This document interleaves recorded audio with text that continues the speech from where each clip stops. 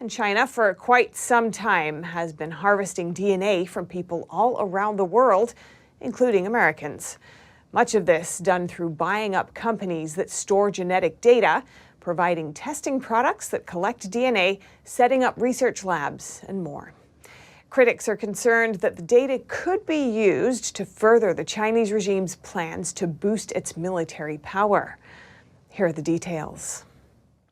China is collecting genetic data on a massive scale. It's under the guise of biotech services and genomic studies, and it's happening more and more on U.S. soil.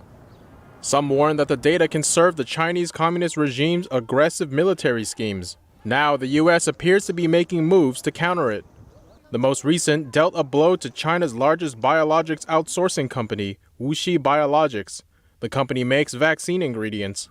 Earlier this month, 2 subsidiaries of the company were added to the American government's unverified list. The Commerce Department says that's because they couldn't verify that WuXi Bio is using their U.S. exports in a legitimate and reliable way.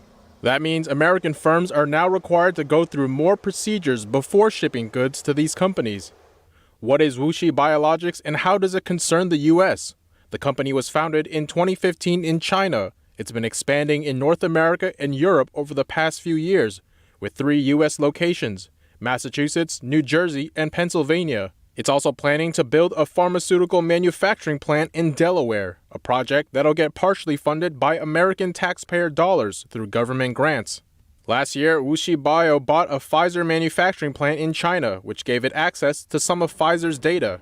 And when it was first founded in 2015, WuXi Bio bought a stake in American DNA testing company 23andMe.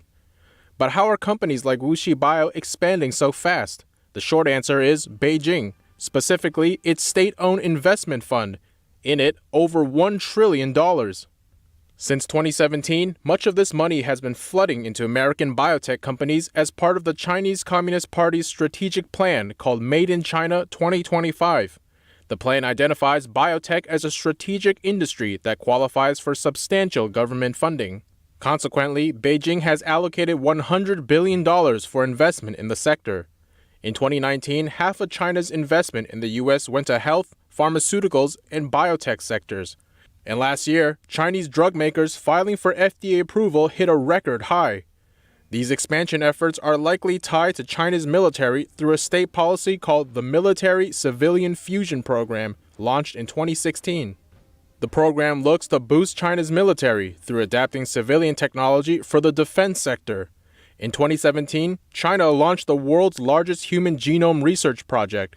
Now, that program may go beyond the Chinese border and threaten U.S. national security. In an interview with the Epoch Times, China economics professor Dr. Antonio Graceffo mentioned one specific case, one where Beijing could collect DNA from American soldiers. There was one case in particular where specifically it was a fertility clinic which was located within reasonable driving distance of 6 American military bases. So the idea was probably the CCP wants to own this fertility clinic, and then all the soldiers, and they're married and whatever, they're coming there for fertility or for paternity testing and things like that. The CCP's goal shows no sign of slowing. Its DNA collecting efforts now have expanded across the globe. And at the center, China's Beijing Genomics Institute, or BGI. The company is closely linked to the Chinese military. And in 2013, it purchased Complete Genomics, a California-based company that holds genetic information on U.S. citizens. Last year, a report exposed that BGI had harvested genetic data from over 8 million pregnant women in at least 52 countries. According to Reuters, China has long considered genetic data collection as a national security issue.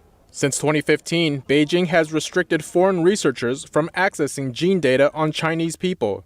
In contrast, the U.S. and Britain give foreign researchers access to genetic data as part of open science policies.